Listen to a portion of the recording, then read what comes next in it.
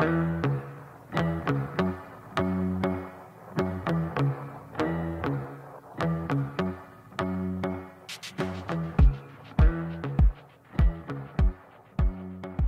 l'origine, c'est un comédien que je connais depuis longtemps qui m'a proposé de travailler avec lui sur ce texte qui l'avait beaucoup touché et qu'il souhaitait jouer, interpréter. L'auteur a écrit ce texte parce qu'il avait besoin de partager sa douleur, mais quelque part aussi de se guérir de sa douleur.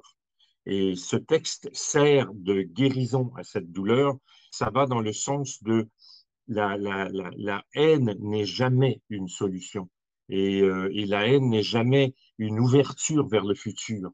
Et il le dit très, très bien dans le texte en disant, grosso modo, on me demande à moi comment je peux passer si vite sur les événements, la perte qui a complètement fracturé ma vie. Mais dis-moi, je n'oublie rien, je ne rejette rien, tout ne s'en va pas à l'ouest.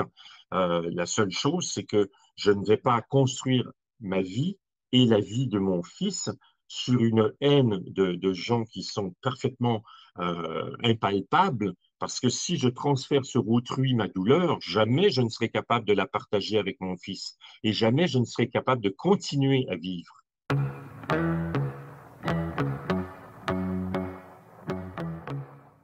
En basant tout sur la qualité de l'acteur, c'est-à-dire j'ai vraiment travaillé avec l'acteur pour qu'il nous parle dans une forme d'intimité qui sera partagée par 350 personnes, mais vraiment dans ce sens-là.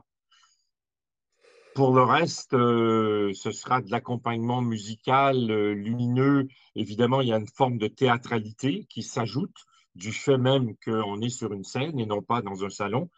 Mais je crois que c'est toujours pour être au service de la livraison du texte dans sa plus grande intimité.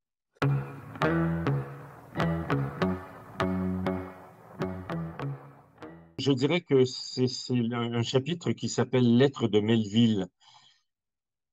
Et la lettre de Melville, c'est un enfant de 17 mois qui lit un texte à sa mère dont on fait les funérailles, dont on célèbre les funérailles, et qui lui dit tout l'amour qu'il a pour elle. C'est l'auteur qui se met à la place de son fils, qui écrit et dit ce texte.